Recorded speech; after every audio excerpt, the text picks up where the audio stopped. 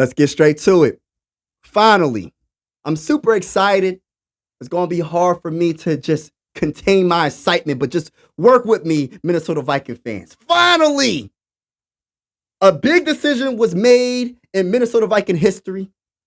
And the decision that has been made is this right here. Tom Pelissero reports Kirk Cousins signs a 4-year, $180 million contract with the Atlanta Falcons. $50 million signing bonus just to sign the dang on contract. This man's getting that bag. And $90 million guaranteed over the next 2 seasons with additional $10 million guaranteed in 2026. Oh my gosh. He getting that bag, man. And I ain't mad at him, but I just look at it like this. I care about the Vikings more than I care about one single player. And if he really wanted to be on the Minnesota Vikings, he would have been like, yo, we got a lot of holes to fill. How can I get all this money and have a championship caliber team? And how many years has he been quarterback for the Minnesota Vikings? 6, right? How many wins does he have in the playoffs? 1, right? When he came to the Vikings, we were a already made Super Bowl contending team, right? We didn't even make the playoffs that year. And I said, that's my quarterback until he's not my quarterback. But he ain't my quarterback no more, so I can talk my talk now. Talk that talk. If you haven't already, hit that subscribe button, and that like button is definitely going down. It's Philly everything over here besides football. If you don't know, now you know that I'm a Minnesota Viking fan from PA. And yes, you see the jersey in the back. That's Adrian Peterson signed autograph framed. Man, that's one of my favorite players of all time in Minnesota Viking history. But my favorite player of all time in Minnesota Viking history is the great Randy Moss. But let me get back to what I was saying about Kirk Cousins. So I look at it like this. I made a video a few times, actually. And I said, this next contract is going to determine how bad Kirk Cousins wants to be on the Minnesota Vikings. Because if he's trying to get that bag, which I'm like I said, I'm going to keep on saying it. I'm not mad that he's trying to get that bag of money. But how much money are you trying to get, bro? Are you trying to win? You got enough money, bro.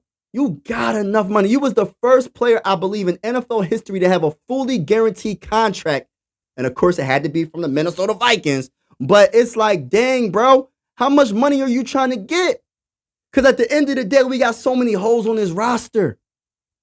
And how we supposed to fill them? We ain't going to have no money because we giving all the money to you. We still got to pay Justin Jefferson. We still got to pay Darrisaw. I'm just over it. I'm so happy that the Minnesota Vikings said, yo, they said, we're not going to bow down to you. We're not going to just give you anything you want when we have a lot of things we have to work on this team to improve this team to somehow so we can get to that promised land. We got you hoping that you can get us there, but you couldn't get us there. And I know it's a lot of factors that play into us not getting to the Super Bowl, but he's the quarterback and he is playing the most important position on that football field. And correct me if I'm wrong. What has he done to get us there besides put up these stats? Yeah, he puts 30 touchdowns one season. Then he has 4,500 passing yards. He had it numerous seasons. Mr. Consistent. But with that, it's Mr. Consistent not doing anything in the playoffs. You know what I mean? You get what I'm saying? So it's like, yes, he puts up these great stats, and he's a good quarterback, but he's just not good enough. And I made a post on my YouTube channel, right? Mike Sports Vibes. Thank you for vibing with me. I made a post on my YouTube channel and I said, yo, is Kirk Cousins a elite quarterback? And I promise you, I was shocked with the answer. Minnesota Viking fans, and we're all entitled to our own opinion, but it was a big majority of the fan base saying he was elite. Just because you put up numbers up in the regular season don't mean nothing if you're not doing it in the playoffs. And I keep thinking about, yes, the defense was bad. What was it, in 2022? Right? The defense was bad. Dinosaur defense was the worst defense I probably have ever seen, being a Minnesota Viking fan. But at the end of the day, he had the ball in his hand at the end of that game. with a potential to go all the way down the field and get a touchdown. And he checked it down on 4th and 8. That's the type of quarterback I don't want. Because with the game on the line to go to the next round, you check it down. That tells me what you got inside. You don't have it. You don't got it. All them fancy stats, analytics that he's putting up every single year, and you're not doing anything in the playoffs. 6 seasons, you were supposed to be the missing piece. We only went backwards for the most part. For real, even with that 13-4 season, what did we really do? We had to come back numerous times. I understand people were turning the ball over, but he was throwing interceptions. He was fumbling the ball. He was getting sacked, holding the ball too long. There was a lot of things he was doing as well. The problem is, it's like people, when it comes to Kirk Cousins, it's never his fault, regardless. The 12th season he's been an NFL player. I feel like he was a starter. I believe he's been a starter for 9 seasons. Correct me if I'm wrong in the comments. But in those 9 seasons, him being a starter, it's never his fault. I remember when we got him, Mike Zimmer didn't even want him. How your head coach not even want the quarterback? I remember Griffin even said something. You know what Griffin said. Us Minnesota Viking fans know what he said. And when he came from Washington Commanders, like, I'm going to keep it real. I wasn't the most excited. I said, yo, I just don't, I'm not feeling this. I'm not feeling this move.